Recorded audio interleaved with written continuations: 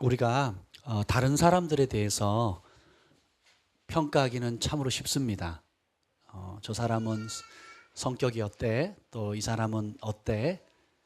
또 사람이 있을 때는 인사하지만 뒤에 가서는 또 저 사람의 장점, 단점들 얘기하기가 참 쉬워요. 그런데 자신의 모습을 바르게 판단할 수 있는 지혜를 가진 사람이 참 많지 않습니다. 제가 밥 먹을 때 그런 걸 많이 느끼거든요. 우리가 뭐 해장국을 먹거나 뭐 이렇게 해물찌개를 이렇게 먹다 보면 음식이 튀잖아요. 밥풀도 이렇게 묻고 그리고 고춧가루가 입에 막 끼잖아요.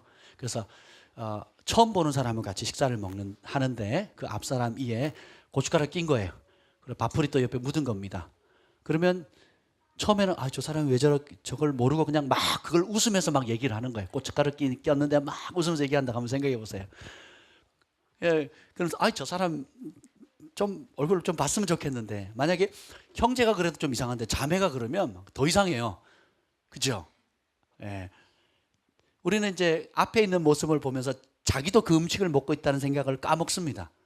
그러면 내 입에도 고춧가루가 끼고 그리고 밥풀이 묻을 수 있다라는 것, 그리고 그 양념가루가 튈 수 있다라는 것을 잘 생각을 못하지요. 예, 마찬가지입니다. 신앙생활을 하면서 우리가 하나님 앞에 결국 서게 될 텐데, 자신의 영적 신상을 잘 분별할 수 있는 그런 시금석, 분별할 수 있는 그런 분명한 성경적 기준과 잣대가 있어야 됩니다. 그걸 알게 되면 자신의 실상을 보게 되고, 그리고 하나님 앞에 다 두려움 없이 담대하게 설 수 있게 되는 것입니다. 아멘. 그래서 마지막 날에 우리가 다 주 앞에 서게 될 텐데, 예수님께서 우리에게 요구하시는 것을 한마디로 말하면 뭘까요? 오늘 이 말씀 읽은 대로 나무는 뭘로 한다고요? 열매로 한다는 겁니다. 예수님은 우리의 학력 따지지 않으실 겁니다. 우리가 우리의 외모도 따지지 않으실 거예요. 우리의 배경도 따지지 않습니다. 큰 집에 살았는지 작은 집에 살았는지 초등학교를 나왔는지 대학원을 나왔는지 신경 쓰지 않습니다.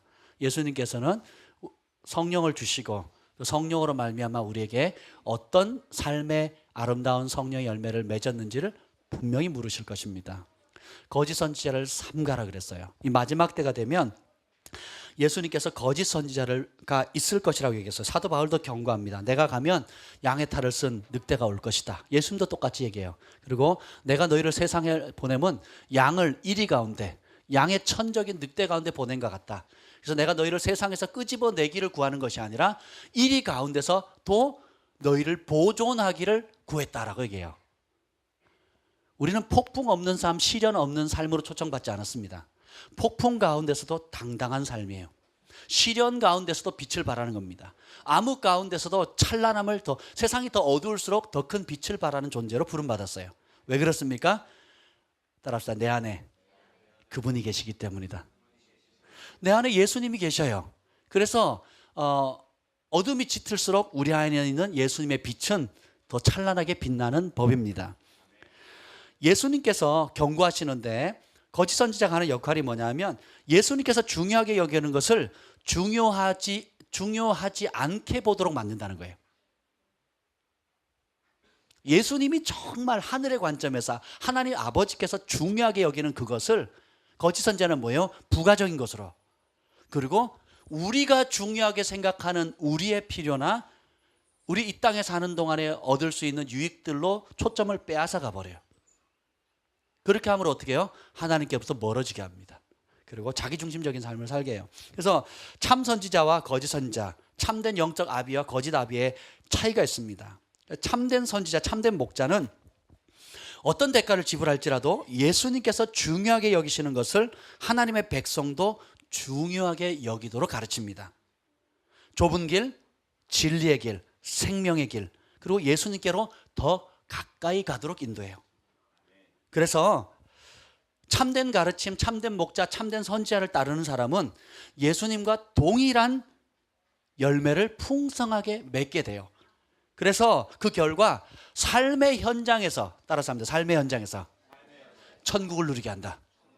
그러니까 교회만 오면 위로받고 가는 게 아니라, 그래서 세상에는 내 방식대로 사는 것이 아니라 교회에서 은혜 받을 뿐만 아니라 그 진리는 자유케 합니다. 진리는 능력이 있어요. 하나님의 말씀은 생명력이 있습니다. 그래서 여러분의 가정에 가면 가정이 천국을 누리게 돼요. 학교에 가면 학교에 천국을 누리게 됩니다. 아멘. 직장에 가면 직장을 천국으로 바뀌어요. 아멘. 많은 그리스도인들이 교회에 와서 그냥 위로만 받고 내가 듣고 싶은 말, 내가 위로되는 말만 듣고 세상에 가서는 내 방식대로 살아요. 그래서 이중적인 삶을 굉장히 많이 삽니다. 그래서 크리스찬 기업가들이 교회에서는 굉장히 존경받고 또 잘 섬기고 여러 가지 일들을 하는데, 직장에 가면요, 그 밑에 있는 직원들이나 같이 일하는 사람들이 벌벌벌 떱니다. 그리고 직원들이 그 크리스찬 기업가를 얼마나 욕을 하는지 몰라요. 왜냐하면 똑같이 세상 사람들하고 생각하고 똑같이 부리고 똑같이 함부로 대하고 똑같이 물질로 조종하고, 그러니까 다를 바가 하나도 없다는 거예요. 그러면서 예수님의 이름으로 그걸 해요. 그러니 거기 있는 직원들이 행복하겠어요? 저런 예수님 나 안 믿겠다 그러는 거죠. 왜요? 잘못 배웠기 때문에 그렇습니다. 진리를 알면 진리가 자유케 합니다. 그 사람이 가는 곳마다 요셉처럼 행복 덩어리가 되는. 여러분, 다른 사람이 여러분을 만나면 행복해 합니까? 아니면 불행합니까? 여러 사람들이 어려울 때 여러분을 찾아오는 걸 즐거워합니까? 아니면 가뜩이나 어려운데 더 가까이 하기 뭐라 합니까?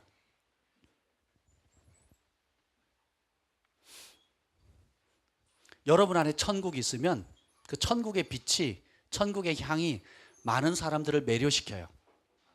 그래서 어디든지 찾아오게 합니다.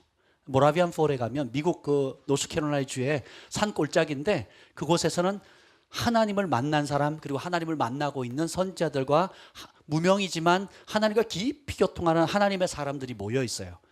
그랬더니 어떻게 해요? 그것을 소문을 듣고 전 세계 사람들이 그들이 만난 하나님을 경험하고 싶어 해서 찾아옵니다. 500만 원, 1000만 원 들여서 항공비에 숙박비에 그래서 일주 2주를 있는데도 아끼지 않고 가는 거예요. 왜요? 하나님을 만난 사람은 다르거든요. 하나님을 만난 사람을 만나면요, 행복해집니다. 그리고 그분이 만난 하나님에 대한 간증을 듣고 순종하게 되면 똑같이 그 하나님을 경험할 수 있기 때문이에요. 그건 돈 1000만 원, 2000만 원도 아깝지 않은 것입니다. 아멘. 왜요? 세상이 주는 기쁨과 하늘이 주는 기쁨은 비교할 수 없기 때문에 그렇습니다. 거짓 선지자, 반대로 거짓 선지자는 예수님께서 중요하게 여기는 것을 중요하지 않게 여기도록 눈멀게 만들어요. 넓은 길, 편안한 길, 자기 중심의 길, 사람들의 귀를 즐겁게 해주는 길로 인해서 결국 예수님과 멀어지게 해요. 쓴뿌리로 인해서 가시와 엉겅퀴에 나쁜 열매를 맺게 합니다. 그래서 사람들이 계속 방황해요. 더 좋은 가르침이 있다면 그쪽 가고, 또 좋은 가르침이 있다면 그쪽을 가요. 왜 그렇습니까? 자기중심적인 메시지를 듣는데 익숙하기 때문에 내 마음에 맞춰주는 메시지를 쫓아가게 돼요. 그러니까 열심히 배우지만 진리에 이르지 못한다고 바울이 경고했어요. 왜요? 우리는 내가 원하는 메시지를 들어야 되는 것이 아니라 내게 필요한 메시지를 들어야 됩니다. 병원에 가보면 아주 재밌는 현상이 있어요. 병원에 가보면 누가 환자인지 누가 의사인지 모를 때가 있어요. 제가 가끔씩 따라가 보면 환자가 의사에게 이런저런 약을 달라고 얘기를 해요. 자기는 뭐 이렇고 그러니까 의사 선생님은 그렇게 원인은 원인은 다른 데 있기 때문에 이런 약을 드셔야 된다 그러는데 아니래요. 그러면 왜 병원에 왜 가는지 모르겠어요. 실제로 그래요. 실제로 교회 와서도 똑같습니다. 교회 왔을 때 자기가 원하는 메시지 달래요. 그리고 기도를 받으러 혹은 예언을 받으러 오는 사람도 자기가 원하는 그 문제에 대한 해답을 달래요. 그리고 자기 이미 결정했어요. 내 뜻은 이거예요. 그것을 서포트해 줄 수 있는, 그것을 확증해 줄 수 있는 말을 달래요. 안 해주잖아요? 그러면 잘못된 선지자고 다른데 자기 말을 확증해 줄 수 있는 사람을 만날 때까지 찾아다닙니다. 그럼 결국 어떻게 해요? 거봐, 내가 들은 말씀이 맞지? 그러면 어떻게 해요? 그 길을 가면서 결국 멸망의 길로 가는 겁니다. 거짓 선지자가 그런 걸 잘 알아요. 그래서 거짓 선지자의 가르침 따르면 결국 모든 삶에 있어서 지옥을 경험합니다. 종교적 열정도 있고 자기 헌신도 있고 자기 마음은 순수한 것 같은데 진리를 모르면 고생합니다. 진리를 모르면 방황해요. 진리를 모르면 아무리 내가 동기가 순수하고 아무리 내가 열정을 갖고 하고 아무리 내가 헌신을 한다 할지라도 결국은 어떻게 해요? 밑 빠진 독에 물을 붓는 거예요. 그래서 진리를 알지니 진리가 너희를 자유케 하라 그랬습니다. 아멘. 참 선지자는 열매 맺는 길로 인도합니다. 삶의 현장에서 구체적으로 천국의 열매를 맺게 해요. 가정에서, 학교에서, 직장에서, 여러분 어딜 가든지 개인적으로 처음 만나든 누구든 간에 오늘도 제가 변함없이 스타벅스, 저희 김포에 스타벅스 전문이 생겼어요. 그래서 드라이브 트루가 생겨가지고 차로 이렇게 들어갑니다. 그래서 차로 이렇게 들어가면 무료로 사이즈업을 해줘요. 너무 감사하죠. 그리고 뭐 스타벅스 카드가 있으면 또 깎아주고, 그래서 저렴한 가격에 이걸 먹는데, 제가 이제 아침에 이제 출근할 때나 이렇게 들려요. 근데 거기에 늘 성실하게 그 자리를 지키는 청년이 있어요. 그랬더니 오늘 어딜 가냐요. 그래서 왜 그러냐고 그랬더니 제가 얼굴이 다르게 보인대요, 보통 사람하고. 그래서 나 교회 간다고. 그럴 줄 알았다고. 교회 다니냐고. 안 다닌대요. 아, 그럼 예수님 믿고 천국 가라고. 우리 자주 봤으면 좋겠다고. 아, 그랬더니 김포 시청점이 지금 28일부터 오픈하는데 자기가 글로 또 간다는 거예요. 내가 찾아가겠다고. 그랬어요. 그래서 그냥 소소한 별것 같지 않은 만남인데도 여러분이 인정하든 인정하지 않든 삶의 파장이 흘러가는 겁니다. 어제 제 아내 병원에 갔는데요. 병문안을 갔는데 마지막 밤늦게 헤어지기 전에 어떤 남자가 쑥 지나갔어요. 그랬더니 아내가 화들짝하고 놀라는 거예요. 왜 그러냐고. 저 사람 너무 위험한 사람 같다고. 그냥 제가 뭐라 그랬냐면, 여보, 외모를 보지 말고 중심을 봐. 그랬더니 아내가, 난 지금 중심을 본 거예요.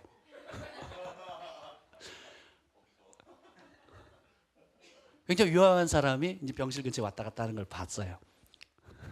사람은 자기가 인정하든 인정하지 않든 영적 파장을 흘려보내요. 선한 파장이든 악한 파장이든 행복이든 악취든 무엇이든지 흘려보내게 되어 있습니다. 그럼 그 흘려보내는 그 근원이 뭐냐? 우리 안에 예수님의 말씀으로 얼마나 가득 차 있는가.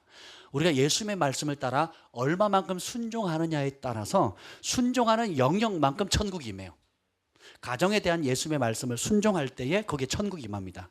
아무리 예수 믿고 직분을 갖고 수십 년을 신앙생활해도 부부 관계에서 예수님이 말씀한 질서가 있어요. 그 질서를 안 따르면 교회에서 장로님이고 권사님이라 할지라도 부부 관계는 지옥입니다. 아멘. 자녀와 부모의 관계에서도 성격인 질서가 있어요. 자녀는 부모과 순종해야 되고 부모는 자녀를 노엽게 하지 말아야 돼요. 인격적으로 대해야 됩니다. 근데 이걸 대하지 않으면 어떻게 돼요? 부모와 자녀 관계는 지옥입니다. 자녀가 서울대를 나오고 삼성을 들어가고 또 유명한 돈을 많이 번다 할지라도 부모와 자식 관계는 지옥입니다. 너무 많이 봤어요. 왜 그렇습니까? 진리가 없으면 아무리 삶에 큰 축복이 있다 할지라도 예수님의 말씀을 따른 진리가 없으면 천국은 없습니다. 천국이 뭐예요? 예수님입니다. 천국이 뭡니까? 예수님의 말씀에 다스림을 받는 거예요. 여러분 개인의 삶의 영역에 직장도 마찬가지고 학교도 마찬가지입니다. 예수님이 각각 영역, 재정에 대한 예수님의 말씀을 따를 때 천국이 임해요.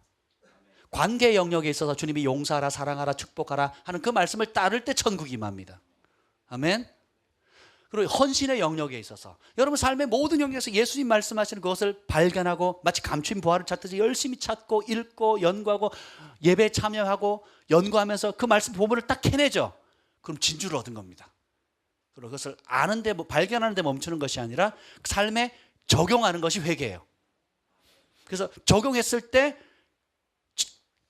우리의 삶에 아직도 천국에 이루어지지 않은 부정적인 영역들이 드러나게 되고 어둠의 영역이 드러나고 제거되어지고 그 영역에 발견한 진리의 말씀을 순종하게 되면 그곳에 천국이 임하는 겁니다. 아멘. 뜨겁게 기도하지만 우리는 기도의 자리만 머물러서는 안 됩니다. 왜요? 따라합시다. 기도할 때가 있고 행동해야 될 때가 있다. 우리가 계시를 받기 위해 또 계시를 굉장히 소중히 여기지만 동시에 계시를 따라 대가와 희생을 지불하기를 주저하지 말아야 됩니다. 진리를 아는 것도 중요한데 그것을 실천하기 위한 대가 지불을 하셔야 되는 거예요.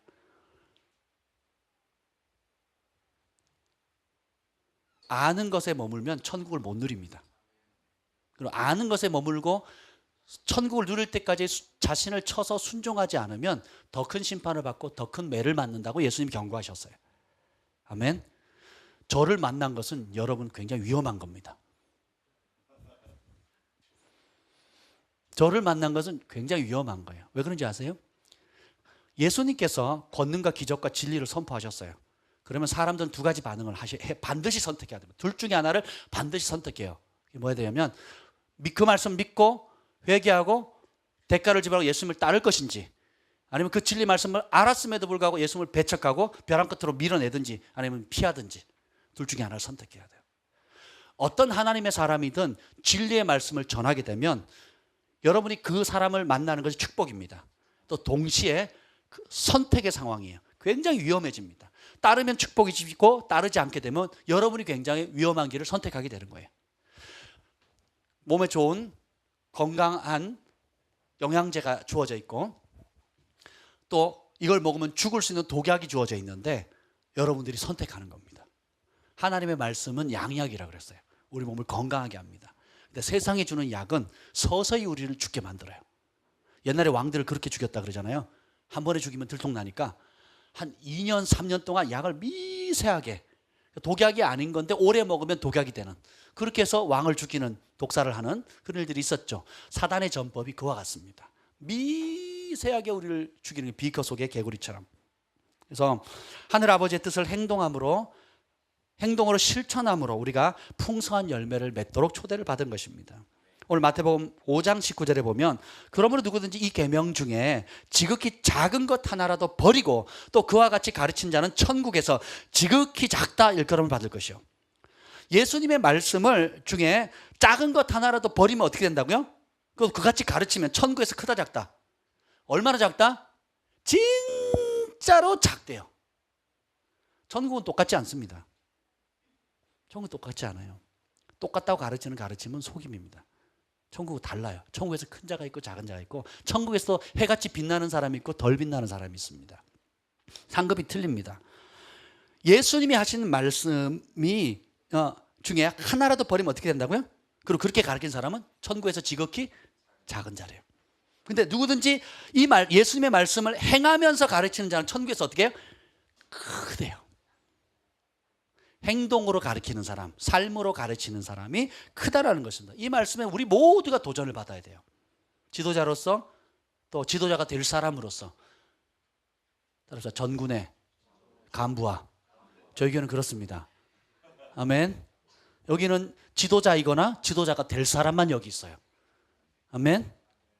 여기는 왕자나 왕이 될 사람만 있습니다. 백성은 아무도 없어요. 여러분들 왕권을 행사할 사람입니다. 왕 같은 제사장이잖아요. 아멘. 여러분의 삶의 현장에서 왕권과 제사장권을 행사할 사람들이에요. 그리고 예언적 목소리를 발할 사람으로 부름받았습니다. 그런데 문제는 영적 편식증에 사람들이 많이 걸려 있다는 거예요. 그래서 이 편식증에 걸려 있는 사람의 증상을 제가 설명을 해드릴게요. 그 첫 번째가 뭐냐면, 하나님 말씀이 읽을 때에 불편하다, 어렵다고 그 말씀을 못 본 척합니다. 여러분 말씀 읽다 보면 걸리는 게 있잖아요. 오른밤 치면 왼밤 되라, 오리를 가라 그러면 십리를 가라. 그렇게 해본 적 있어요? 바빠요, 안 돼요. 뺨 때려. 어디를 운전을 해보면 그렇잖아요. 끼어들면 빵빵. 내가 끼어들 때는 뒤에서 빵빵거리면 운전 하루 이틀 하냐고. 내가 끼어들면 정상이고 다른 사람이 끼어면 막 빵빵대고 막 화를 내요. 똑같아요. 하나님 말씀을 이렇게 읽을 때 불편한 것들이 있어요, 없어요? 있습니다. 없으면 그 사람 천사예요. 예수님의 말씀을 읽는데 불편함이 있어요. 왜요? 내 생각과 다르거든요. 그리고 좋은 말씀이긴 한데 내가 행동하기엔 너무 부담스러운 말씀이 있습니다. 그렇죠? 아멘? 300데나리의 향유를 깨뜨린 여인, 전부를 드리래요. 여러분 평생에 그럴 때가 꼭 옵니다. 한두 번이 아니에요. 제 삶에도 그런 적이 여러 번 있었어요. 근데 따라 그 말씀은 축복이다. 그 말씀에 순종했을 때 다른 차원으로 넘어갔어요. 그 말씀에 순종했을 때 하나님의 놀라운 은총이 임하는 것을 제가 경험했습니다. 근데 영적 편식증에 걸린 사람은 불편하다, 그 말씀이 어렵다고 해서 못 본 척하고 지나가요. 그리고 어떻게 내가 좋아하는 말씀 색줄 짝짝짝 해나가는 겁니다. 근데 영적으로 건강한 사람은 반대로 불편할지라도 그 진리의 말씀 앞에 자신을 바꾸려고 합니다.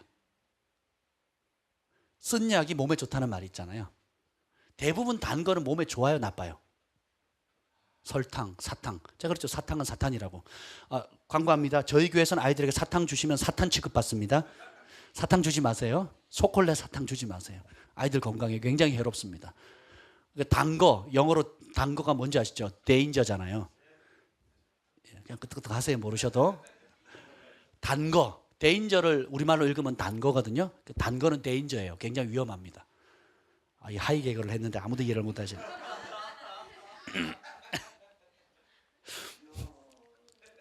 두 번째 영적 편식증에 걸린 사람의 특징은 뭐냐면 내가 좋아하고 원하는 말씀만 읽고 믿고 따른다는 거예요. 그러니까 내 구미에 맞는 것만 끌어당긴다는 겁니다. 그래서 말씀을 읽는 대로 믿는 게 아니고 자기가 믿는 대로 읽어요. 뻔히 이것이 죄고 뻔히 이것이 잘못인 줄 아는데 또 뻔히 이것이 하나님 기뻐하는 걸 아는데 그거는 그냥 다르게 자기 형편에 따라 그걸 다르게 해석해 버려요. 그런 경우가 굉장히 많습니다. 굉장히 많아요. 근데 건강한 사람, 영적으로 건강한 사람은 읽는 그대로 믿고 읽는 그대로 순종합니다. 그래서 이 예수님의 말씀은 감사하게 초등학생도 다 알아듣는 말씀이에요. 우리 천준이가 읽어도요 다 이해를 해요.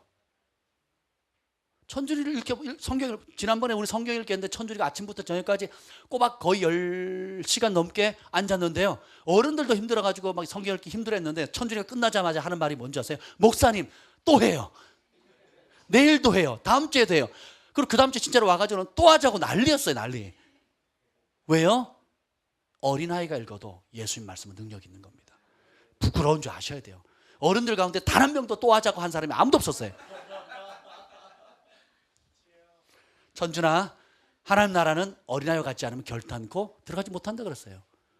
예수님 말씀을 천준이만큼만 사랑해 보세요, 여러분. 오케이, 천율이도. 세 번째는 뭐냐면 회개와 헌신의 말씀을 불편하게 여깁니다. 회개하라는 말을 싫어해요. 그리고 그걸 정죄로 받아들여요. 회개는 정죄하고 다릅니다. 정죄는 포기하게 만들고 하나님부터 멀어지게 만들어요. 회개는 뭐냐면 하나님께로 더 가까이 가게 하고 할 수 있다라고 용기를 불어넣는 겁니다. 너 왜 그래? 넌 그러니까 그렇지. 넌 그래. 넌 그런 인간이야. 그럴 수밖에 없어. 저리 가. 하는 것은 정죄예요.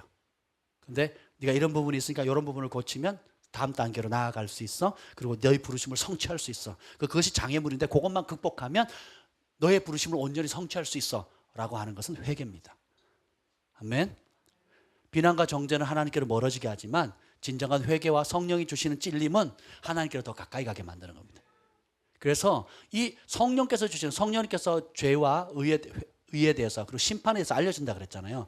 찔림을 준다는 거예요. 내 생각과 하나님의 생각이 다를 때에 찔림을 줘요.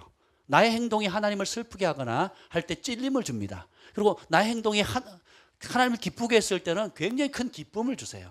성령님 그렇게 하십니다. 그럼 그런 찔림이 왔을 때 거부하면 안 돼요. 그래서 회개와 헌신의 영적 편식증이 걸린 사람은 그것을 불편하게, 헌신 얘기를 하면 또 헌신 얘기를 한다고, 또 희생을 얘기한다고, 좀 편안하게 다니면 안 되나 하고 저희 교회를 떠난 한 자매가 있어요. 실제로 그렇습니다. 표적도 좋고 예수님 살아계신 것도 알겠고 기적도 있는 걸 알겠는데 난 편안하게 살고 싶어요. 헌신 싫어요 하고 신학생이 떠났습니다. 일반 학생도 아니고 신학생이 떠났어요. 떠난 이유가 그겁니다. 너무 주일 한 번 아침부터 저녁까지 있는 것도 너무 힘들고 주중에 오는 게 힘들다 그래서 오지 말라 그랬어요. 그랬더니 주일날도 오전 예배 드리고 그냥 가더라고요. 그것도 힘들대요. 그래서 주일날 동아리 모임하고 신학생이 그랬습니다. 굉장히 안타까웠어요. 그러니까 헌신의 말씀을 불편하게 여기면 편식증 증상이 있다고 여러분 생각하셔야 돼요. 왜냐하면 영적으로 건강한 사람은 회개를 즐거워합니다. 왜 그런지 아세요? 하나님을 깊이 경험하게 되면 더 깊은 세계로 나아갈 때 장애물들이 보여요. 그게 뭐냐면 우리에게 겉으로는 드러나지 않는데 하나님을 알아갈수록 그 빛이 강하게 비칠수록 전에 보이지 않는 하나님 기뻐하지 않는 영역까지 구체적으로 보여요. 예를 들면 사람을 처음에 겉으로 봤다. 그 다음에 이제 TV 나오잖아요. 요즘은 풀 HD잖아요. 배우들이 어떻게 해요? 화장한 게 다 나잖아요. 옛날에는 화장을 해도 티가 안 났단 말이에요. 근데 지금 화장한 티까지 그 모공까지 다 보이잖아요. TV가. 그 화질이 좋아지니까. 여러분 영적인 눈이 밝아지고 하나님을 더 가까이 하게 되고 하나님을 더 사랑하게 되면 더 세세하게 보이고요. 그리고 영의 눈이 밝아져서 하나님의 세계를 더 깊이 보게 됩니다. 그러면 전에는 죄로 여기지 않았던 것이 크게 느껴져요. 전에는 이게 별로 중요하지 않았다고 생각한 소소한 일인데 눈이 열리니까 하나님이 얼마나 기뻐한다는 걸 알게 돼요. 그래서 무게중심이 계속 바뀌어집니다. 내가 중요하다고 생각하는 것에서 하나님이 중요하다는 것으로 넘어가게 됩니다. 그리고 내가 별로 죄로 여기지 않았던 소소한 말과 행동들과 이런 것들이 어떻게 해요? 하나님 앞에 굉장히 무거운 죄라는 걸 알게 되고 깨닫고 어떻게 해요? 돌이켜지게 됩니다. 그래서 성령이 임하면 스스로 죄를 미워하는 현상이 생겨요. 고치세요. 이렇게 하세요. 저렇게 하면 어떻게 해요? 나도 아는데 안 되잖아요. 여러분이 아는데 안 고쳐지는 여러 가지 약점들이 있죠. 그죠? 뭐 지적한다고는 되잖아요. 아내가 남편에게, 남편 아내가 맨날 지적한다고 바뀌어요, 안 바뀌어요? 20년이 지나도 안 바뀌는 습관이 있어요. 그죠? 그렇게 해서 되는 게 아니에요. 근데 성령의 에스겔서 36장에 보면 부드러운 마음 주셔 돌짝 마음 같은 제하시고 어떻게 해요? 이전에 우리가 행하던 즐기던 악한 행동을 스스로 미워하게 되느니라. 따라합니다. 스스로 역겨워하는 거예요. 그래서 담배를 그렇게 좋아하던 꼴초가 아무리 끊으려고 막 전자담배 피고 뭐 약 먹고 치료받아도 안 되던 사람이 성령이 하니까 그것이 얼마나 역겨운 줄, 내가 하나님의 전이고 이 전에 더러운 것이 들어온다는 게 얼마나 역겹다는 걸 알게 되는 거예요. 스스로 끊게 돼요. 어제 엘리베이터를 병원에서 탔는데요, 꽉 찼는데 어떤 한 사람이 탁 들어오는 순간에 분위기가 확 바뀌었어요. 꼴초 아저씨가 한 명 딱 탔는데요, 그 악취가, 그 담배 냄새의 악취가 그 좁은 공간에 가득 메우는데 막 정말 고통이 들어요. 고문이. 군대에서 받는 그 뭐죠? 가스실, 화생방 가스실보다 더 역겨운 거예요. 간접 흡연인 거예요. 몸에 쪄들었어요. 겉은 멀쩡하게 생겼는데. 근데 성령이 임하면 스스로 미워하고 끊게 되는 겁니다. 10년, 20년 된 알코올 중독을 못 끊어요, 사람들이. 근데 성령이 임하니까 어떻게 해요? 스스로 싫어하는데 알코올 아니면 냄새만 맡아도 토하는 겁니다. 그래서 일부러 한번 먹어봤대요. 어떤 알코올 중독자 제가 만났는데, 그래서 일부러 한번 맥주를 살짝 마셨는데 막 이 냄새나고 이 맛없는, 전에는 그렇게 좋았는데 하루도 술 없이 못 살았던 사람이 성령을 받고 나니까 이 맥주 냄새도 싫고 입을 댔는데 구역질이 나더래요. 똑같습니다. 하나님을 사랑하게 되면 건강한 사람은 어떻게 돼요? 하나님이 싫어하는 것을 나도 싫어하게 돼요. 그리고 하나님이 기뻐하고 좋아하는 것을 나도 기뻐하게 됩니다. 그래서 어떻게 해요? 즐거이 내 말씀과 일치되지 않는 것을 회개하게 되고, 그리고 하나님을 더 사랑하기 때문에 어떻게 해요? 즐거이 헌신의 자리로 나아가는데 날마다 헌신의 규모가 깊어지고 커져가는 거, 영향력이 커져가는 겁니다. 여러분의 영향력은 헌신하는 만큼 커져가는 겁니다. 제가 어느 날 기도하는데 이런 지혜가 임했어요. 하나님, 내가 매년 11조가 배가 되게 해주십시오. 그 기도를 했어요. 11조가 배가 된다는 건 뭐예요? 수입이 배로 늘어난다는 뜻이잖아요. 좋은 기도예요, 나쁜 기도예요? 좋은 기도입니다. 여러분도 매년 10배, 100배가 되시길 축복합니다. 근데 그 기도를 하고 얼마 지났는데 내가 굉장히 이기적인 기도를 했다라는 느낌이 드는 거예요. 내가 하나님께 받기만 했다는 거 아니에요. 근데 그러면 배가 된 그 분량에 대해서 어떻게 쓸 건지에 대한 기도는 안 한 거예요. 그래서 제가 뭐라고 기도하냐면, 하나님, 올해 내가 다른 사람을 구제한 것보다 배로 구제하게 해주십시오. 올 한 해 내가 다른 사람을 섬긴 것보다 배로 섬기게 해주십시오. 그리고 헌금을, 작년에 헌금을 했던 것보다 내가 배로 심게 해주십시오. 그 기도를 했는데요, 제가 그 부산에 안식년 내려가기 전까지 4년 동안 매해 갑절에 임했습니다. 11조가 갑절로 늘고요, 구제한 것이요 11조 한 것보다 월등히 능가합니다. 그리고 교회 헌금한 것이요, 사역자지만 어마어마하게 부교육자로 있었지만 그 헌금의 규모가 가히 우리 형편과는 상상이 안 될 만큼의 심는 은혜가 있게 된 거예요. 여러분이 자녀들이 뭐 돈 달라 그럴 때 주고 싶잖아요. 풍성히 주고 싶잖아요. 근데 분명히 묻습니다. 어디다 쓰려고? 물어요. 아니면 이 어린아이에게 큰 돈을 좀 잘못 쓰면 그것이 해가 되잖아요. 마찬가지입니다. 하나님 앞에서도 우리가 많이 구하는 것이 중요한 것이 아니라 어떻게 쓸 건가를 구하는 것이 굉장히 중요합니다. 10의 1조 내는 것에 만족하는 삶은 굉장히 어린 신앙이에요. 여러분의 삶에, 저나 여러분의 앞으로 평생 꿈꿔야 될 것이 뭐냐면 나머지 10의 9를 어떻게 하나님의 영광을 위해서 살 건가를 고민하셔야 돼요. 그걸 구하시면 물건을 얻습니다. 하나님께서 재물을 맡길 사람을 찾고 계시거든요. 특히 사업을 꿈꾸시는 분들이 있다면 이거 명심하십시오. 10의 9를 하나님 나라를 위해서 어떻게 쓸 건지에 대한 그림을 구하세요. 비전을 구하십시오. 그 비전이 없으면 안 옵니다. 그 비전이 분명하죠? 하나님 축복하셔요. 명확한 10의 9에 대한 그림이 있으셔야 돼요. 그것이 없으면 안 옵니다. 왠지 아세요? 마치 철부지 어린아이에게 1,000만 원을 맡기는 거하고 똑같아요. 지금 천준이한테 1,000만 원 주면 어떻게 되겠어요? 잊어버리든지 엉뚱한 데 쓰든지 사기당하든지 뺏기든지 아니면 잡혀가서 인신매매 당할지 몰라요. 그렇죠? 근데 이 가운데 선한 비전을 가지고 하나님 나라에서 꿈꾸면서 열방과 세계와 가난한 자들과 하나님 기뻐하는 뜻을 위해서 꿈꾸는 자가 있다면 하나님께서 도시를 먹일 수 있는 재정을 맡기실 겁니다. 그리고 한 국가를 먹일 수 있는 재정도 맡기셔요. 교회를 운영하는 차원이 아니라 도시와 국가를 먹이고 입히고 살릴 수 있는 재정을 맡길 사람을 찾고 계신다는 거예요. 겸손하고 그리고 온전히 하나님께 예수님 한 분이면 만족하는 삶을 사는 사람들을 통해서 그렇게 축복한다는 것입니다. 그래서 이 헌신의 규모가 계속 커져가요. 그리고 사람을 돌보는 것도 처음에 내가 1명 양육하는 것도 어려웠지만 2명, 3명을 돌보게 되고 내가 자녀가 있든 없든 간에 영적인 부모가 되어서 수많은 사람들을 돌보는 겁니다. 처음에는 청년들을 돌보고 처음에는 교회 어린이들을 돌보다가 아줌마들을 돌보게 되고 아저씨들을 돌보게 되고 그러면서 역량들을 계속 활장해 나가는 거예요.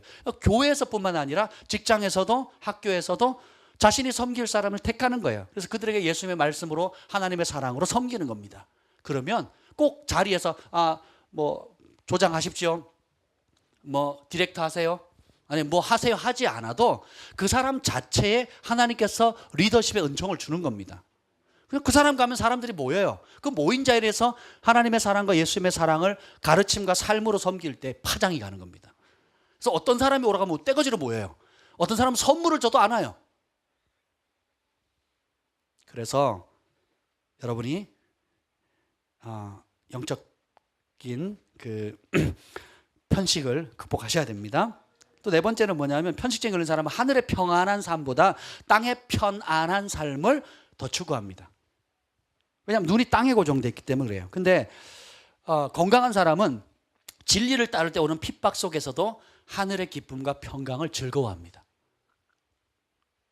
그래서 어디다 집어넣어도 행복해요. 그래서 사도 바울이 항상 뭐 하라고요? 왜요? 영적으로 건강한 사람은 내 안에 누가 계신지를 알아요. 핍박이 오든 폭풍이 오든 가난이 오든 삶에 여러 문제가 온다 할지라도 이 평강을 빼앗을 수 있다 없다? 하늘의 평강은 진리를 따를 때만 옵니다. 하나님 주시는 행복은 예수님의 말씀 가운데 핍박을 받고 어려움 당할지라도 그 말씀을 따를 때 오는 거예요. 세상 사람들은 편안한 삶을 추구하지만 우리 진정한 하나님의 사람은 평안한 삶을 추구합니다.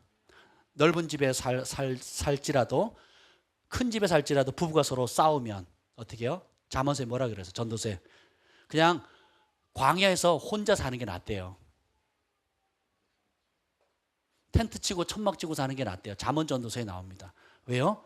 넓은 집에서 싸우는 뭐 굶주린 사자처럼 물어뜯는 그런 아내의 뭐라 그래 그거를 잔소리를 듣느니 차라리 광야에서 텐트 쳐놓고 혼자 사는 게 더 행복하대요.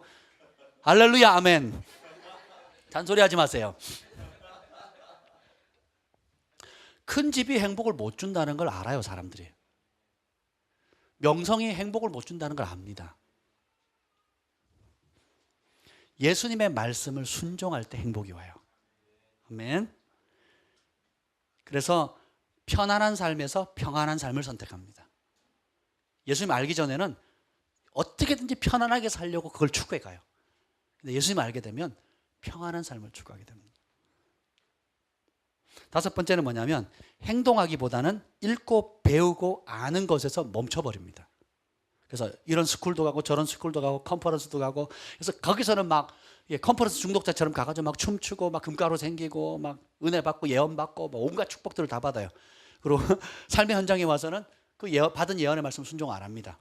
깨달은 말씀 순종을 안 해요. 그러면 어떻게 해요? 그래서 이제 컨퍼런스 중독자가 생기는 거예요. 세계적인 사역자들이 와서 막 예언하고 표적과 이적이 나타나고 다른 사람 치유받고 너무 좋은 거예요. 이야, 여기가 진짜구나. 근데 그런 표적과 이적은 기뻐하면서 그 사역자들을 통해서 전해주는 예수님의 진리의 말씀을 듣고 돌이키고 고치고 회개하려고는 안 해요. 그럼 어떻게 돼요? 구름을 둥둥둥 떠다니는 비현실적인 영적인 중독자가 되는 겁니다. 삶에 영향력도 없고.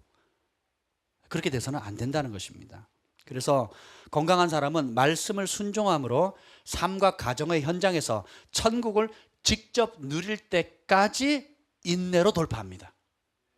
작은 말씀이 하나 주어진다 할지라도 그 말씀을 붙들고 돌파하는 거예요. 이번 금요일 날 우리가 간증하는 시간이 있었잖아요. 제가 충격받은 게 뭔지 아세요? 내가 정말 중요하다고 생각하는 것은 간증하는 사람이 아무도 없었어요.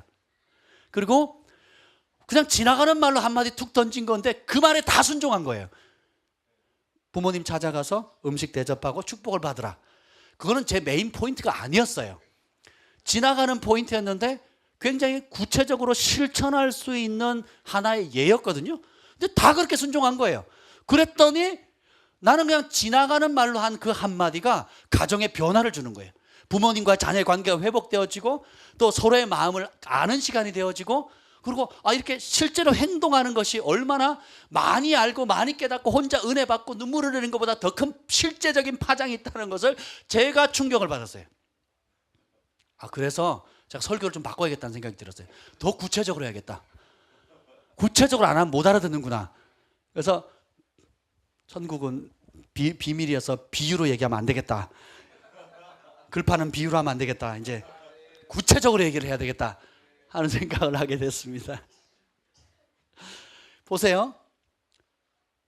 야곱이 이삭에게 음식을 대접하고 축복을 받은 것처럼 자녀가 부모에게 받은 사랑에 감사해서 섬기고 축복을 받으라는 그 지나가는 말씀 한마디에 순종했더니요, 그것을 순종한 사람마다 가정에 놀라운 변화가 있었어요.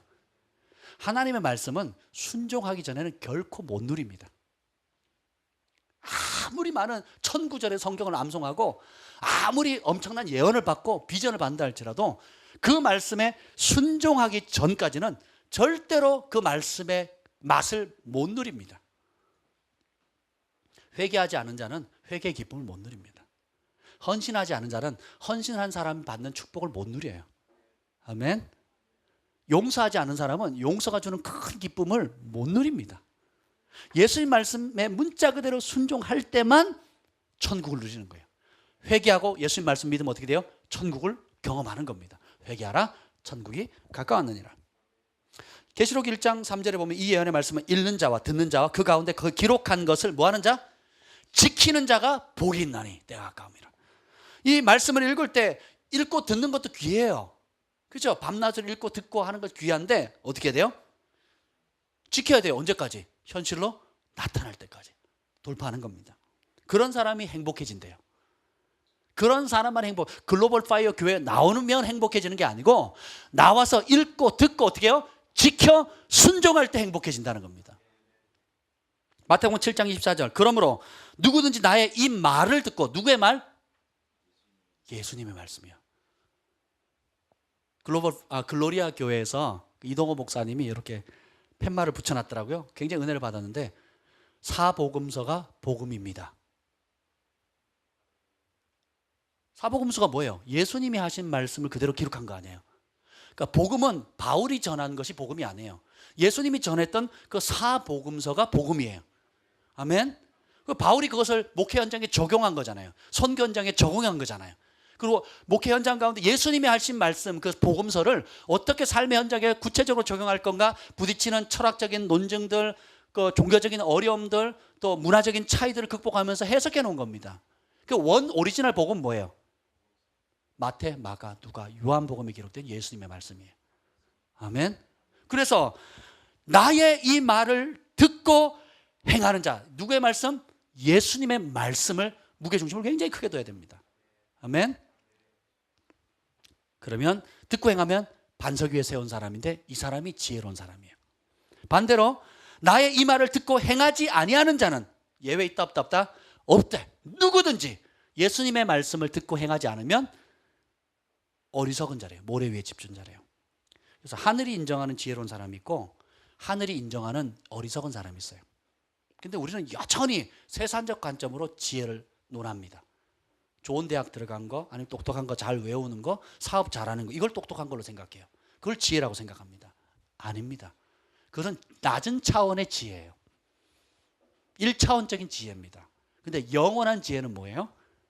예수님의 말씀을 예수님의 말씀의 무게로 받고 듣고 읽고 그 가운데 기록된 대로 지켜 행해서 자기 것으로 만드는 사람이 진짜 지혜자입니다.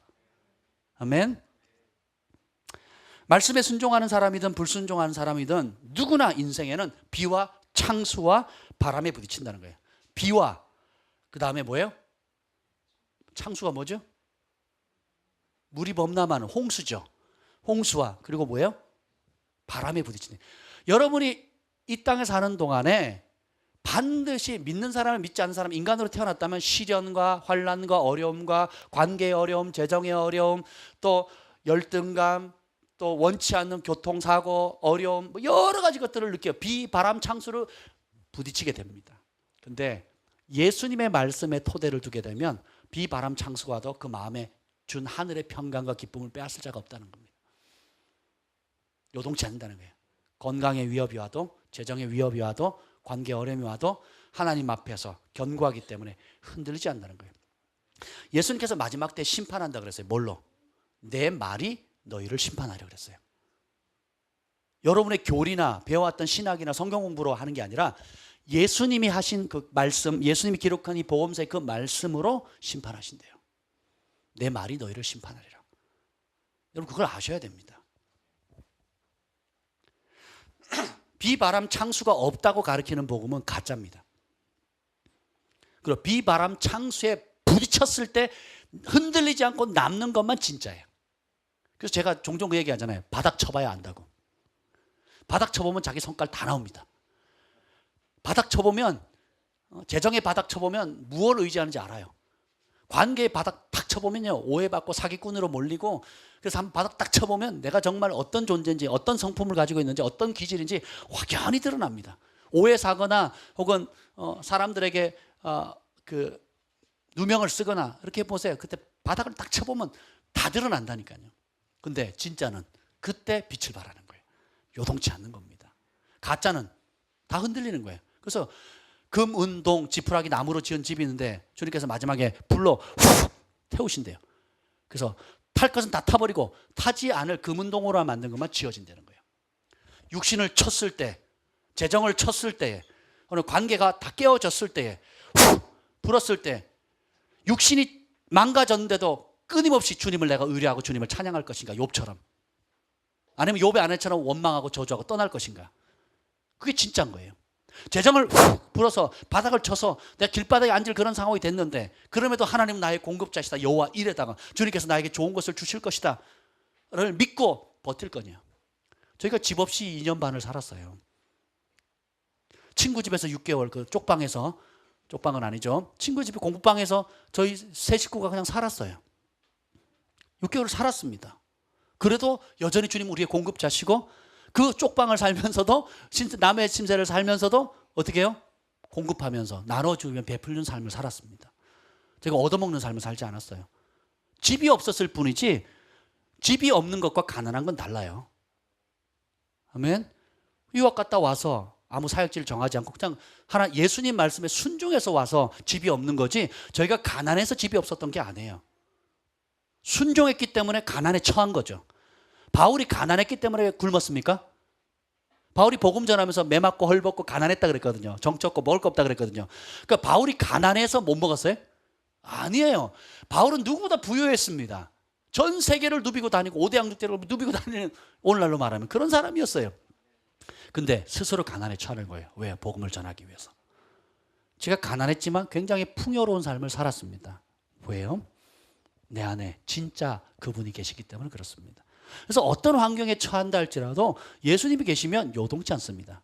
근데 반대로 예수님이 안 계시고 예수님 말씀이 없으면 어떤 화려한 상황이 있다 할지라도 사실 결국은 훅 불면 금방 무너집니다. 말씀 위에 결코 흔들리지 않고 견고히 서 있는 사람이 있고, 자기의 고집 위에, 자기의 아집의 모래 위에 흔들려서 크게 무너질 사람이 있다는 겁니다. 핵심은 지금 어떤 열매를 맺고 있냐는 거예요. 이 두 부류의 사람의 공통점, 지혜자와 어리석은 자, 반석 위에 짓는 사람과 모래 위에 짓는 사람의 공통점이 있어요. 그건 뭐냐면 예수님의 말씀을 즐거이 듣는다는 겁니다. 여러분, 예수님 말씀이 어렵게 듣나요? 예수님 말씀 들으면 기쁘죠? 네, 두 사람 기쁘답니다. 나머지는 굉장히 어려우신 것 같아요. 예수님 말씀 들으면 기쁘죠? 소망이 생기죠? 비전이 생기죠? 똑같이 듣는다는 거예요. 근데 차이점은 뭐냐? 한 부류는 행동하고 한 부류는 듣고 즐거워하는 것을 멈춘다는 거예요. 배우는 것은 참으로 중요합니다. 그런데 결코 아는 것에 멈추지 마십시오. 행동으로 열매 맺어 복을 받은 사람, 하나님께 인정받은 사람의 몇 사람의 예를 들고 마치도록 하겠습니다. 그 첫 번째가 기생 라합이에요. 구약시대 여호수아가 가나안 땅을 처음으로 여리고를 정복해 들어갈 때 기생 라합이 정탐꾼의 목숨을 구해주죠. 그러면서 조건을 겁니다. 뭐예요? 당신의 하나님이 어떤 분인가를 우리가 알고 벌벌 떨고 있다. 소문만 들어도 당신들이 믿는 그 하나님이 대단한 걸 알겠다. 진짜 하나님인 걸 알겠다. 그 하나님이 이제 이 성을 반드시 멸하고 승리할 건데 우리 가족을 구원해 달라 그래요. 그래서 자신의 목을 걸고 정탐꾼을 살려줍니다. 진짜 가치를 발견하게 되면 자기의 목을 걸고 자신의 가족을 구원하기 위해서 자신의 목숨을 걸었어요. 들켰으면 가는 겁니다. 목숨을 걸어요. 다윗의 충성된 신하들이 있었습니다. 다윗이 예루살렘 성전에 있는 그 물을 마시고 싶은데 들어갈 수가 없는 거예요. 그 초롱성이라. 그 얘기를 그랬으면 좋겠다 그랬더니 충성된 신하 둘이 그 말을 듣고는 어떻게 해요? 말도 안 하고 그냥 올라가요. 두 사람이 올라가가지고 막 치고받고 싸워가지고 그 물을 또 옵니다. 그 물이 뭐라고? 그죠? 그러니까 다윗이 예루살렘의 그 물을 가져온 걸 보고 못 마시잖아요. 막 감동하잖아요. 그럼 이런 충성된 사람 또 목숨을 걸죠. 왜요? 리더를 위해서 목숨을 겁니다. 리더의 바람을 위해서 목숨을 걸어요. 그럼 그런 사람은 어떻게 되는 줄 아세요? 리더 중에 리더가 됩니다. 하나님은 존중히 여길 줄 아는 사람을 존귀한 자리에 얹습니다. 순종하는 자에게 권위를 주시고요. 순복하는 사람에게 리드할 수 있는 은혜를 주십니다. 섬기는 법을 아는 사람에게 다스릴 수 있는 권세를 줘요. 세상의 원리는 밟고 올라가거든요. 경쟁해서 올라가고 치고 올라가고 남을 죽이고 해하고 올라가거든요. 근데 하나님 나라는 반대예요. 인자의 온 것은 섬김을 받으라 함이 아니라 오히려 섬기고 목숨을 대속물로 죽기까지 섬긴다네요. 이게 하나님 나라예요. 다윗의 그 충성된 신하들은 어떻게 해요? 목숨을 걸고 하나님을 위해서가 아니에요. 자, 하나님이 기름 부음 받은 그 왕의 기쁨을 위해서, 그 왕의 소원을 이루기 위해서 목숨을 걸고 올라가요. 결국은 어떻게 해요?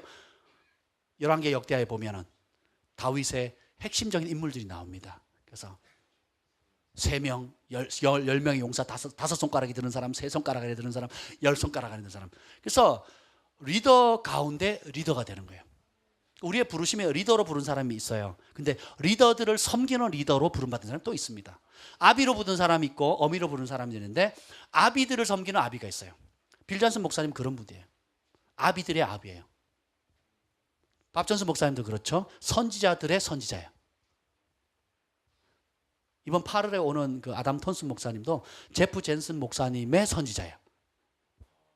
대단한 분입니다. 베델교회 그 수퍼내처럴 스쿨의 책을 그분이 디비니티 코드라고 공저로 줬는데 베스트셀러 1위예요. 그리고 미국 그 오순절계 계통의 책을 그 판매량 1위입니다. 그분이 오세요. 지식의 말씀 현상 강하고 가는 곳마다 부흥이 터지고 표적과 이적이 강력하게 나타나는 호주 분인데 이번 8월에 오십니다. 누구죠? 제이슨 후퍼 대신에 오십니다. 그래서 각자의 부르심이 다 틀립니다. 근데 결국은 뭐예요? 여호수아 갈렙의 스피릿이 달랐잖아요. 나머지 10명의 정탐꾼은 부정적인 현실적인 보고를 해요. 우리는 현실에 익숙합니다. 현실을 넘어서는 눈이 필요해요. 근데 여호수아 갈렙은 다른 영을 가졌기 때문에 어떻게 해요? 리더들의 리더가 돼요. 다음 세대를 이끌어가는 수장이 여호수아가 되고, 그러면 나머지 12지파 중에서도 가장 존귀받는 리더가 되는 것입니다. 세 번째는 뭐냐면 아리마대 사람 요셉이에요. 오늘로 말하면 국회의원입니다. 사내들이 공의회 의원인데 자신의 사회적 위치와 정치적 신분을 걸었어요. 제자들도 예수님의 시신을 안 가져가려고 합니다. 십자가 달려 죽었는데 아무도 안 가져가려고 그래요. 못 가져가요. 왜요? 갔다가 너 누구냐? 제자인데 일로 와. 죽여버릴 위험에 있거든요. 제자들도 안 가고, 그리고 유대인들이 예수 믿는다 그러면 회당에서 다 쫓아냈거든요. 다시 말해 그 사회에서, 커뮤니티에서 쫓아내버린 겁니다. 못 살게 해버린 거예요. 이런 상황인데 정치인이에요. 정치인의 생명은 뭡니까? 여론이죠. 그 정치인의 이미지죠. 그걸 자신의 사회적 위치와 정치적 신분, 그 목을 내놓은 겁니다. 그래서 높은 위치, 사회적 명성에 금이 가기나 혹은 심지어 헤롯에서 목이 잘릴 위험이 감수하고도 나는 예수님을 믿는 사람입니다 라는 것을 부끄러워하지 않았다는 거예요. 기적과 권능을 행했던 사도들도 다 도망갔는데 예수님을 가장 가까이 따랐던 요한도 어찌할 수 없었는 그런 상황인데 무명의 사람이 등장합니다. 아리마대 사람 요셉, 정치인이에요. 하나님께서 여러분에게, 우리 학생들에게, 또 이곳에 있는 사람들에게 사회적 위치를 줍니다. 다니엘처럼, 요셉처럼, 느헤미야처럼 각기 존경받는 위치와 지위와 명망을 줍니다. 그것은 뭐예요? 내가 그냥 복받고 편안하게 살려고 한 것이 아니라 그 위치에서 하나님의 예수님을 믿는, 예수님의 영광을 나타내는 통로가 되라는 것입니다. 아멘. 그래서 부끄러워하지 마십시오. 오히려 예수님을 증거할 수 있는 좋은 기회로 삼으시길 바랍니다. 아멘. 이번에 병원에 있으면서 참 복을 많이 받았어요. 제가 간호사님들은 자주 안 오는데 의사 선생님이 막 10분이 막 오는 거예요. 환자 하나를 놓고 한 분의 헌신을 통해서 얼마나 많이 와서 관심을 갖는지. 그래서 누구 이름을 대면서 계속 그러는 거예요. 누구 때문에 왔다고, 그 얘기를 꼭 해달라고. 제가 그런 생각이 들어요. 아, 승진자매님이 잘 사셨구나. 제 아내가 계속 그 얘기를 하는 거예요. 아, 승진자매님 정말 잘 사셨나 보다. 오란다고 가요? 그 바쁘신 분들이? 그렇잖아요. 대학병원에서.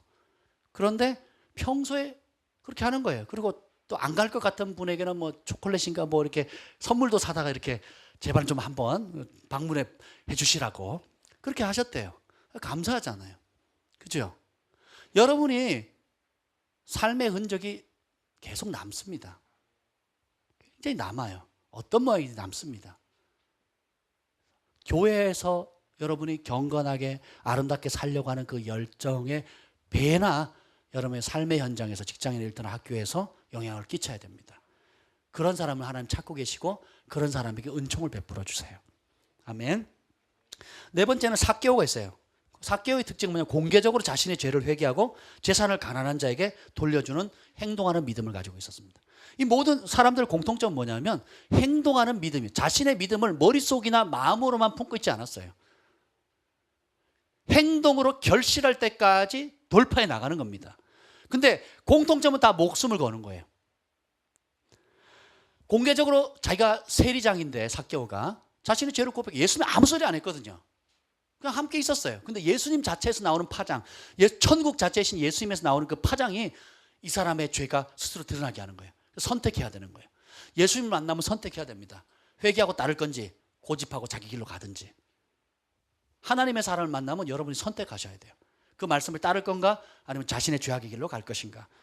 근데 어떻게 해요? 재산의 절반을 떼가지고 가난한 사람 나눠주고 착복한 건 4배로 갚습니다. 할렐루야. 그러자 예수님께서 이 집에 오늘 구원이 이르렀다. 따라서 오늘, 지금, 언제요? 뭐 할 때요? 재산 절반 떼내는 행동을 했어요. 자기가 착복한 걸 4배로 갚겠다고 했을 때 천국이 임하는 거예요.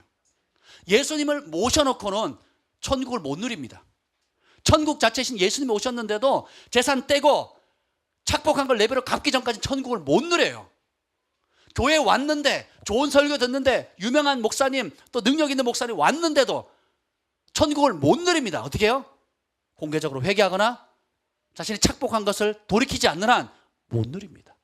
그런데 예수님의 삶 말씀이 딱 부딪히니까 어떻게 해요? 예수님이 아무 소리 안 했다니까. 정죄하지도 않았어요. 스스로 예수님이 진짜구나 를 깨달으니까 어떻게 해요? 천국이 진짜구나, 하나님 나라가 진짜구나, 말씀이 진짜구나 깨달으니까 어떻게 해요? 스스로, 따라했다, 스스로 재산의 절반을 뚝 떼가지고 가난한 사람 나눠주겠다는 거예요. 그리고 내가 남의 거머리처럼 피 빨아먹었던 그 돈을 4배로 토해내겠다는 거예요. 내가 피 빨아먹었으니까 그 사람들이 얼마나 고통받았겠어요. 그 가족들이 얼마나 고통받았겠습니까? 그걸 깨달은 거예요. 예수를 만나니까 4배로 갚는 겁니다. 4배로 갚고 절반을 떼서 가난한 사람 나눠 줄 때에 예수님께서 비로소 이 집에 구원이 이루어졌다는 거예요. 진짜 천국 백성 됐다는 겁니다. 교회 안에 있으면서도 공개적인 회개나 하나님 나라를 위해서 스스로 돌이키는 것이 없으면 부자 청년과 같이 예수님 찾아왔다 그냥 돌아가는 것과 똑같은 현상이 생길 수 있습니다. 그래서 하나님께서 인정하는 믿음은 철저하게 행동으로 열매 맺는 믿음이에요. 아멘. 5번째는 300데나리 향유를 깨뜨린 여인이 있죠. 이 여인은 자신이 가진 전부, 자신이 가장 소중히 여기는 모든 것을 드리는 행동을 합니다. 예수님을 위해서. 제가 이 다양한 얘기를 하는 이유는 뭐냐면 성령께서 여러분에게 각각 요구하시는 때와 방법이나 원하는 것들이 다 각기 다르기 때문에 그래요. 아멘. 초대교회에 붕이 딱 터지니까 사도들의 발 앞에 밭과 재산들을 갖다 바치거든요. 그렇죠. 그리고 삭개오는 어떻게 해요? 자신의 절반을 떼기도 하고 공개적으로 자신의 죄를 고백하면서 4배로 갚겠다 그러거든요. 어떤 모양이든지 부딪히는 그대로, 어떤 사람은 자신의 집을 내어놓기도 하고, 마가의 다락방이잖아요. 자기 집을 내어놓는 겁니다. 그 회당에서 쫓겨나는 그런 상황에 자기 집을 내어놓는 게 쉬운 게 아니에요. 그러니까 각기 하나님께서 성령께서 요구하시는 그 요구치에 따라서 행동하는 믿음을 보이는데 이것이 뭐예요? 하나님이 받으시는 열매라는 거예요. 나무는 열매로 알리라. 6번째 요셉이에요. 감옥에 갈지라도 죄의 유혹의 자리를 도망친 믿음의 행동이에요. 삼손은 여기서 넘어졌고 다윗도 여기서 넘어졌습니다. 그런데 요셉은 어떻게 해요? 감옥에 갈지라도 유혹의 자리는 피하겠다. 그래서 내가 어찌 요 앞에 득주하리요? 죄의 유혹의 자리를 피하는데 자기 목숨이 잘릴 만한 위협의 상황이 온다 할지라도 체면치레하지 않았다는 거예요. 우리가 직장에 가면 제일 먼저 고민하는 거 뭐예요? 술 받는 거, 뭐 술자리라든지 뭐 대접하는 자리, 또 노는 자리들 있잖아요. 자기 체면 때문에 그냥 끌려가는 거예요. 요셉은 체면 필요 없다는 거예요. 잘려도 좋다는 거예요. 자기는 내가 어찌 여호와께 득죄하리요 라고 하면서 죄의 자를 단호하게 피하는 겁니다. 행동하는 믿음이에요. 목사님 직장생활 안 해봐서 그래요. 천만에요. 제가 군대가 있는데요, 장난 아니었습니다. 제가 수색대, 이사단 수색대 있다 그랬죠. 장난 아니었어요. 제가 고참 주먹이 2배만 했어요. 전직 깡패. 칼 맞아가지고 이렇게 자대 배치 받은 그 다음날로 제가 30분 동안 맞았습니다. 이유 없어요. 그냥 맞는 거예요. 행군 잘하라고, 낙오하지 말라고. 그냥 맞았어요. 정신 차리라고. 이런 쌀벌한 분위기 속에서 대대에서 아무도 교회를 안 가요. 그 이등병인 제가 교회 가겠다 그랬거든요. 그리고 대대장님이 다 믿는 분이었는데 때 되면 고사 지내요. 그리고 전체 고사 소대별로 고사를 지내요. 그리고 돼지머리 놓고 돈 콧구멍 꽂아놓고는 어떻게 해요? 전부 다 절합니다. 전 대대원이. 여러분 같으면 어떻게 하시겠어요? 저는요, 서 있었습니다. 그냥 나 감옥 가도 좋다, 아니면 뭐 어떤 불이익을 당해도 좋다, 서 있었어요. 꿋꿋하게 서 있었어요. 아무도 뭐라 안 그러더라고요. 그건 괜찮아요. 소대 내부만 해서 워낙 사람들이 다치고 많이 죽으니까, 위험하니까, 불안하니까 다 해요. 저보고 기도해달라고도 하고 고사도 지내요. 고사 지내고 출발하기 전에 중대장님이 와가지고 끈 일로 와봐 그래가지고, 제가 끈이거든요. 대학생들 끈이라고 불러요. 끈이 가방 끈이 길다고. 끈을 기도하래요. 이등병 때부터 제가 기도했습니다. 신학생이라고 기도해요. 고사 지내고 기도하고. 어느 게 효과가 있는지 모르겠지만, 근데 소대 내부반에서 이등병이 고사 지내는데 절 안 하기 어렵습니다. 찍히고 두들겨 맞고, 너 그래 잘 나가? 네가 믿어? 제가 6개월 동안 고통당했거든요. 6개월을. 6개월 정도면 다 포기합니다. 이런저런 이유를 대서 괴롭히거든요. 그리고 그래도 안 되면 제 위 고참을 괴롭힙니다. 신참 잘못 든 줄 알아. 그리고 옆에 있는 제 친구들도, 옆 소대에 있는 제 친구도 넌 동기 잘못 든 줄 알아. 그리고 어려움 당했다는 거예요. 그 얘기 들으면 얼마나 마음이 힘들어요. 그렇다 할지라도 제가 6개월을 한결같이 하니까 뭐라는 줄 아세요? 나중에 드디어 우리가 진짜를 발견했대요. 너는 진짜다. 너는 이제부터 교회 안 가면 혼날 줄 알아. 소대 왕고가 그랬다니까요. 너는 진짜니까 앞으로 교회 안 가면 혼날 줄 알아. 그랬다니까요. 주일 아침에 공을 차고 있었더니 고참이 불러요. 너 왜 교회 안 가냐고. 맞죠. 오늘 주일이죠. 그러면 그런 적도 있어요. 여러분,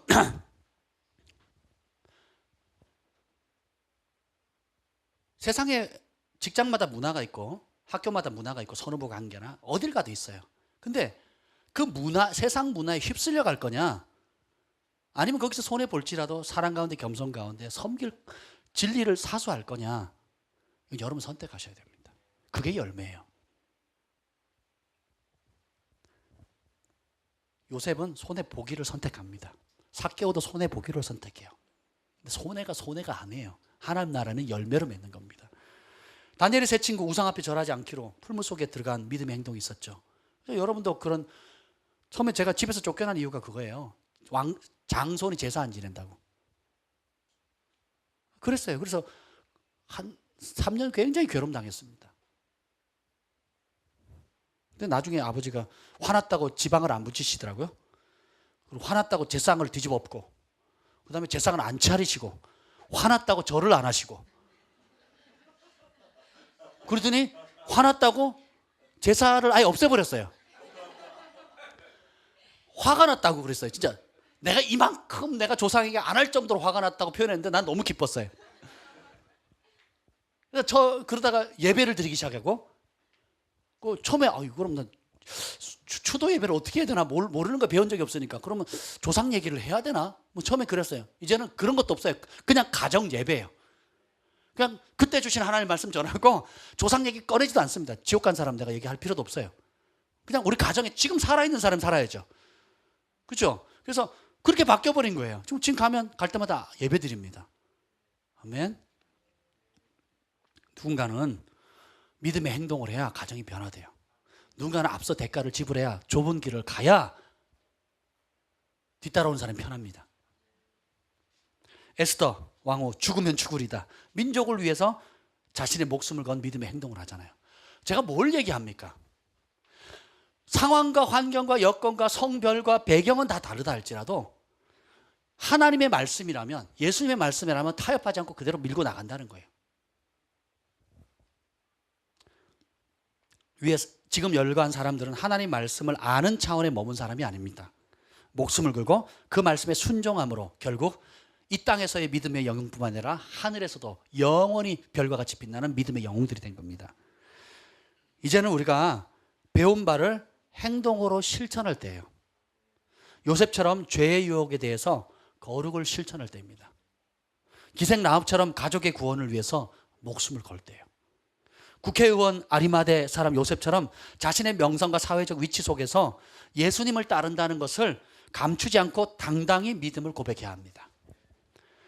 300데나리 항유옥값을 깨뜨린 마리아처럼 진실한 사랑으로 부분을 드리기를 양다리 걸치는 삶이 아니라 전부를 드리는 삶으로 선택해야 되는 겁니다. 이 밖에도 성령께서 여러분에게 요구하시는 것이 있습니다. 말씀을 듣다가 깨닫는 것이 있을 거예요. 그리고 이 말씀을 묵상할 때 여러분이 떠오르는 것들이 있을 겁니다. 어떤 말씀이 부딪히든지 알고 느끼고 은혜 받는 것에 멈추지 마시고 행동으로 삶의 열매 맺어 돌파해서 그 삶의 자리에 천국이 임하는 때까지 돌파하십시오. 아멘. 하늘나라를 위해서 심는 것은 하나도 아깝지 않고 영원히 열매 맺습니다. 오늘 하나님께서 여러분에게 요청하시는 믿음의 행동은 무엇입니까? 성령님께 한번 물어보십시오. 기도해야 될 때가 있고 행동해야 될 때가 있습니다. 배워야 될 때가 있고 실천해야 될 때가 있어요. 예수의 말씀을 듣고 감동하고 깨닫고 즐거워하는 것에서 멈추지 마십시오. 그 말씀을 읽고 듣고 순종함으로 여러분의 삶의 현장에서 천국을 경험할 때까지 인내로 돌파해 나가십시오. 이 예언의 말씀을 읽고 듣고 행동할 때만 결국 행복을 누릴 수 있습니다. 천국은 예수님의 말씀에 순종하는 영역만큼 누립니다. 개인의 죄의 문제부터 시작해서 부부관계, 아내가 남편에 대해서, 남편이 아내에 대해서, 자녀가 부모에 대해서, 또 기업체에서, 일터에서, 개인의 부르심, 모든 영역에서 하나님의 말씀, 예수님 말씀에 순종하는 만큼 천국을 경험하게 되고요, 순종하는 만큼 열매 맺게 되고요. 그래서 제가 전에 이런 말씀 드렸죠. 순종의 속도가 성숙의 속도입니다. 교회를 오래 다니는 것이 성숙의 속도가 아니에요. 짧게 다녀도 하나하나 순종하는, 예수님 말씀이 부딪힐 때마다 그 순종하는 속도가 여러분이 영적으로 성숙하는 속도인 겁니다. 또 그 순종하는 속도만큼이나 축복의 속도가 가속화돼요. 제가 결혼했을 때 제가 아내를 뭐라 그랬냐면 생나무라고 불렀어요. 생나무. 무슨 뜻인지 모르죠? 시골에서 이제 겨울에 추울 때에 이제 나무를 줘가지고 불을 지피잖아요. 동네 아이들이 이제 불을 지펴서 온기를 붙이거든요. 근데 나무는 나무인데 안 타는 나무가 있어요. 이게 뭐 잘 안 타는 나무. 생나무예요. 생나무 집으면 연기만 막 나고 안 타요. 그리고 불을 꺼져요. 생나무를 많이 집어넣으면. 그래서 제가 처음 만났을 때, 그건 이제 20년이 다 돼 가는데, 처음 만났을 때 갓 CCC에서 헌신하고 저를 만났어요. 근데 지금의 모습을 여러분 상상하시면 안 돼요. 예, 지금의 모습을 상상하시면 안 돼요. 지금 아마 보고 있을 텐데. 그래서 제가 아유 당신은 생나무야 생나무. 제가 맨날 그랬어요. 겉은 멀쩡한데 타지 않는 나무라고 제가 그랬었어요. 그런데 제가 말씀을 가르쳤어요. 뭘 하면 질문하는 거. 왜 그렇게 해야 돼? 왜 새벽 예배 가야 돼요? 왜 헌신해야 돼요? 왜 이렇게 해야 돼? 그냥 질문이 원체 질문도 많은 사람인데다가 뭐든지 왜 해야 되냐요. 그래서 제가 설명하다가 막 뚜껑 열리고 막 그러다가 막 기도원 혼자 가서 막 밤새 기도하기도 하고 내가 결혼을 제대로 했나 못했나 막 스트레스 받아가면 1년 동안 지옥이었어요. 지옥. 할렐루야. 없을 때 막 얘기해야지. 그랬었어요. 진짜 생나무. 이게 견적이, 제가 그랬어요. 견적 불가. 이렇게 했어요. 견적이 안 나오는 거예요. 도대체 어디서부터 시작해야 되나? 견적이 안 나오는 거예요. 여기 증인도 있지만, 증인이 있어요. 견적 불가였어요. 그래가지고, 안 되겠다. 그래서 차근차근 가르치자 해서 하나, 둘씩 가르치는데요. 깨달으면 순종하고, 깨달으면 순종하고, 깨달으면 순종하는데, 이 성숙한, 이 말씀에 순종하는 이 속도가요. 제가 아이들 많이 양육하고 교회에서 많이 가르쳤잖아요. 보통 사람의 10배, 20배로 빠른 거예요. 그 아침에 딱 자고 깨보면 이게 여러분 하나님 말씀에 순종하면 얼굴도 바뀌어요. 말에서 풍겨 나오는 이 따뜻함도 달라져요. 그리고 이 몸에서 나오는 파장도 달라집니다. 근데 하나님 말씀 거역하죠. 벌써 외모에서 비치는 살기 혹은 불평, 원망 이런 것들이 똑같이 흘러가거든요. 똑같습니다. 하나님 말씀에 순종하면요. 사람의 얼굴이 바뀌어요. 얼굴 모양새가 눈꼴도 달라지고 다 달라지거든요. 사랑에 빠진 우리 자매들 결혼하기 직전에 배우자 만나면 얼굴이 그냥 최고로 인생의 최고로 꽃이 피잖아요. 똑같습니다. 하나님 말씀에 순종하게 되면 그렇게 달라지는데 아침에 눈 뜨고 이렇게 저는 주로 자는 모습만 봤거든요. 보면 딴 여자 같아요. 전혀 모르는 여자가 여기 누워 있는 거예요. 자다가 문득 이렇게 보면요. 이상한 여자가 거기 옆에 누워 있는 거예요. 콩나물처럼 막 쑥쑥쑥 자라는데요. 사람이 딴 사람이 되는 거예요. 저의 말씀뿐만 아니라 다른 목사님이나 또 영적으로 지도해 주시는 분들이 가르쳐 주면요. 그대로 순종하는 거예요. 그대로 순종하니까 그대로 결과를 맺는 거예요. 옆에서 얼마나 제가 축복을 받았는지 몰라요. 처음에는 견적 불가고 생나무란 소리를 들었는데 지금은 어떻게 해요? 저에게 최고의 축복이 된 겁니다. 아멘. 10년 딱 지나니까 역전되더라고요. 10년 딱 지나니까 역전이 돼요. 그래서 10년 후부터는 같이 사역을 하게 되고 그 다음 지금 더 탁월해요. 더 탁월하게 하나님께 쓰임받습니다. 각자 자기 부르심의 위치에서. 아멘. 순종의 속도가 성숙의 속도고 순종의 속도가 여러분이 하나님께서 예비되는 온갖 신령한 축복들을 받는 속도입니다.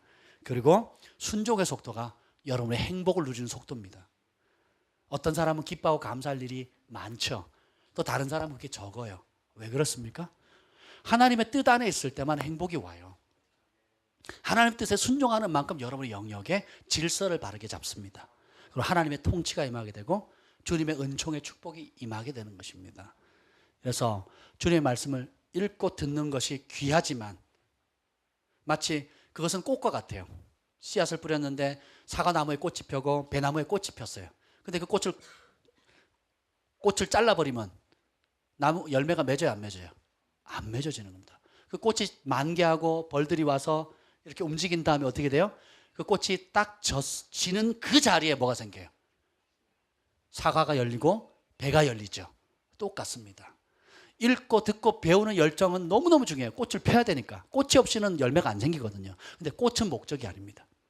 읽고 듣고 스쿨 참여하고 은혜 받고 좋아요. 그래야 그 과정이 있어야 열매를 맺는 거거든요. 근데 꽃 피는 것에 만족해서는 안 돼요. 은혜 받는 것, 눈물 흘리는 것, 감동 받는 것, 서로 좋은 것에서 만족해서는 안 돼요. 여러분 개인의 삶에서부터 가정과 직장과 모든 삶의 영역에서 실제적으로 말씀에 순종해서 천국을 누릴 때까지, 순종함으로 열매를 맺을 때까지 인내로 돌파해 가셔야 돼요. 그런 사람이 하나님 앞에 존귀한 자고, 그런 사람이 하나님께서 이 땅에서 찾고 있는 사람이고, 그런 사람을 통해서 천국을 이 땅에 흘려보내는 것입니다. 아멘. 실속 있게 신앙생활 하셔야 돼요. 예. 좋은 게 다 좋은 게 아닙니다. 정말 내가 그렇게 열매 맺고 있는가 자신을 한번 점검해 보십시오. 아멘. 좋은 나무가 나쁜 열매를 맺을 수 없고 못된 나무가 아름다운 열매를 맺을 수 없느니라. 아름다운 열매를 맺지 않는 나무마다 찍혀 불에 던지느니라. 이러므로 그들의 열매로 그들을 알리라. 나의 진짜 가치는, 천국에서 볼 때 나의 진짜 가치는 제가 맺고 있는 열매입니다. 사랑, 기쁨, 화평, 온유, 자비, 양성, 충성, 섬김, 인내, 용서, 화목하게 하는 것, 헌신하는 것, 그리고 자기를 쳐서 복종시키는 것, 다른 사람을 존귀하게 하는 것, 섬기는 이런 모든 것들. 아멘. 그래서 예수님 안에 있으면 버릴 수 있는 상황이 하나도 없습니다. 헛된 순간이 하나도 없어요. 아프면 아픈 대로의 기회가 있는 거예요. 가난하면 가난한 대로의 기회가 있어요. 건강하면 건강한 대로의 기회가 있어요. 열매 맺을 기회가 있고, 그죠? 부유하면 부유한 대로의 열매 맺을 기회가 있습니다. 오늘 성령께서 여러분에게 순종하기를 원하는 그 말씀에 여러분이 그 말씀을 들으시고 순종하기를 예수님으로 축복합니다. 풍성한 열매 맺기를 축복합니다. 아멘. 기도하겠습니다. 하나님 감사합니다. 예수님께서 우리에게 주신 길이 좁은 길인데 그 좁은 길이 생명의 길임을 압니다. 하나님 매일의 삶에 하나님 말씀이 부딪힐 때마다 그 말씀을 피하지 않게 하시고 당당히 직면해서 기쁨으로 받게 하여 주셔서 열매 맺을 때까지 전진해 나가게 하여 주시옵소서. 하나님 특별히 인터넷으로 지금 시청하고 있는 우리 미나 자매님과 우리 김전 목사님 또 다른 여러 하나님 백성들을 축복합니다. 믿음으로 하나님 말씀을 깨달은 것을 행동하여서 삶의 현장에 천국을 누릴 때까지 인내로 돌파할 수 있는 영적인 저력을 허락하여 주시옵소서. 순종의 속도가 성숙의 속도입니다. 순종의 속도가 축복의 속도입니다. 순종의 속도가 행복의 속도입니다. 하나님 앞에 철저하게 순종함으로 아름다운 천국의 열매를 맺는 하나님 그러한 우리들이 되도록 축복해 주옵소서. 이제는 우리 주 예수 그리스도의 은혜와 하나님 아버지의 극진하신 사랑과 성령의 감화 감동 충만하심이 열매 맺는 그 일에 전력을 다할 글로벌 파이어 교회 위에 열방 위에 함께 있을지어다. 아멘.